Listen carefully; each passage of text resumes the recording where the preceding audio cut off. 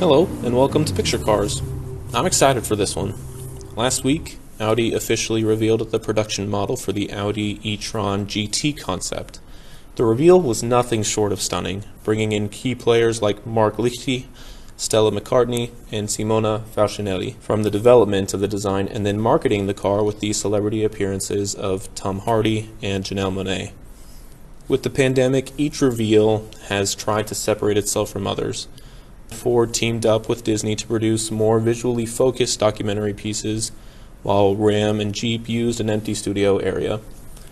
When the F-150 was released, maybe the first large-scale reveal since last March, they had been planning since before the pandemic even hit, and so bringing in those real business owners was a nightmare. But almost a year in, I think Audi put together the perfect blend of car show stage and video production. This video isn't about the reveal, it's about Tony Stark and the match made in heaven between he and Audi. It's no secret the relationship between Audi and Tony Stark in the MCU. Even if the movie doesn't involve Tony or Audi, Marvel Studios never shies away from their branded vehicles. In a way, cars are used in movies to progress the story either as action pieces or expositional pieces. Steve and Natasha's dialogue in the Chevy Silverado was wonderfully informative and never on the verge of boring. And on the opposite end, Black Panther's use of Lexus in the South Korean city streets connected the chase to the setting while showcasing the city and, I'm sure, getting the tax credits because of it. Even the fateful crash of Doctor Strange. Cars are fundamental story drivers and are used often as a tool in the MCU to bring the story from one place to another. But Audi has been the most consistent through line of the Marvel Cinematic Universe. Tony Stark's early character-setting late entrance to the runway in the first Iron Man tied the car brand to the character. Nearly every Iron Man appearance, save the first Avengers, has had an Audi vehicle driven by Tony Stark.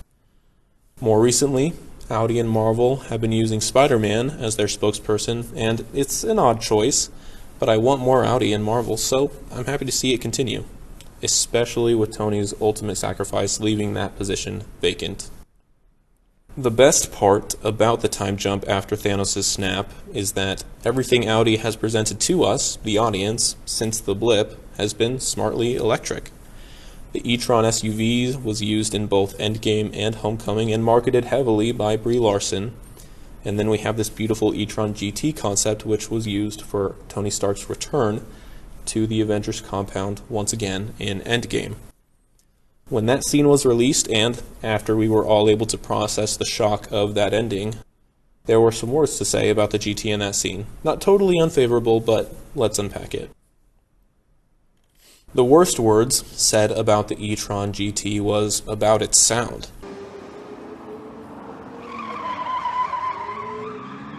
Even before then, electric car makers were uniquely aware that electric vehicles' lack of sound would pose a problem for pedestrians and even drivers who are used to the sound of acceleration metaphysically connecting the driver to the road. So the question was asked, what sound should an electric car make? We've had some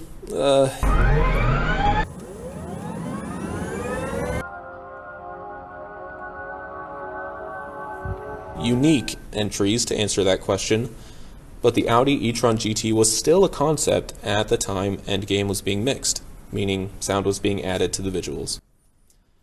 And the automaker still didn't quite know what it would sound like. And so the sound department, in soft coordination with Audi, made it sound like an internal combustion engine revving. They mixed some more electric sounds into it so it wasn't solely an engine sound, but the damage was done. And honestly, Who cares? Nobody cares. Nice hat. if the car sounds the way it did, it would solve both the pedestrian and driver issue. And so the only people turned off by it are those mistaken purists that say, it doesn't sound like an electric car. What does a purist version of an electric car sound like? Ashton. But they've since finalized the sound and released acceleration to the public a few months ago.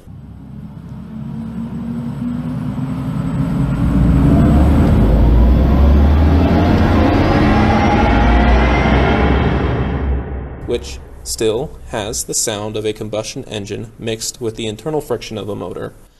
And I think it's beautiful. But we're on a tangent. Let's get back to Tony.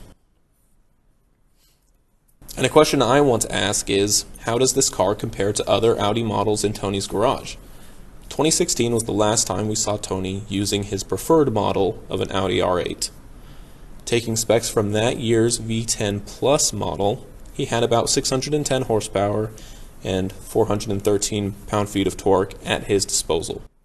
For the Endgame model, let's assume that he once again is going for the best and optioning for the Audi RS e-tron GT.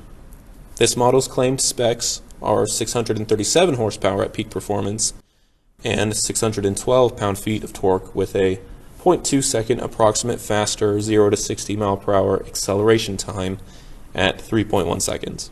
So Tony has definitely chosen the quicker and more powerful option. Now, with a range of approximately 232 unverified miles, let's have some fun and calculate the number of times Tony had to charge between his home and the Avengers complex. The Lakeside Cabin Airbnb location used for Tony Stark's home is located in Fairburn, Georgia. Canonically, the Avengers compound is located in upstate New York. So going from Fairburn, Georgia to, let's say, Syracuse, New York is about 1,000 miles. If Tony was hard-pressed to drive the entire way and locations were equivalent, which fictionally they aren't, Mr. Stark would have had to charge fully at least 3 times. But realistically, what automakers are talking about are charging times to a percentage of battery. Audi claims fast charging between 50 to 80% in only 23 minutes.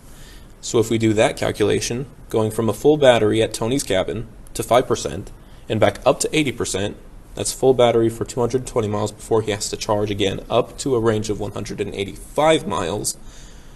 To lay that out, 100% equals 232 miles, 5% equals 11.6 miles, and 80% equals 185.6 miles. I'm knocking off the decimal places to make things easier, and so going that cadence, he would need to charge 5 times if he wants to arrive with more than 5% charging, making his road trip at an average speed of 65 miles per hour, 17 hours, and 19 minutes. Am I the only one who did the reading? This car is such a good choice, though, because really, that math was for my own benefit. I'm sure Tony wouldn't have moved to Georgia even after half the planet's population was blipped out. And with the time jump, any car shown afterward would need to be in the developmental or conceptual phases in 2018 in order for it to be realistically new for the future setting. With Audi's release of 2022 for the Audi e-tron GT and the world's automakers all in some stage of conversion to electric, it made the most logistical sense to showcase this as Tony's car.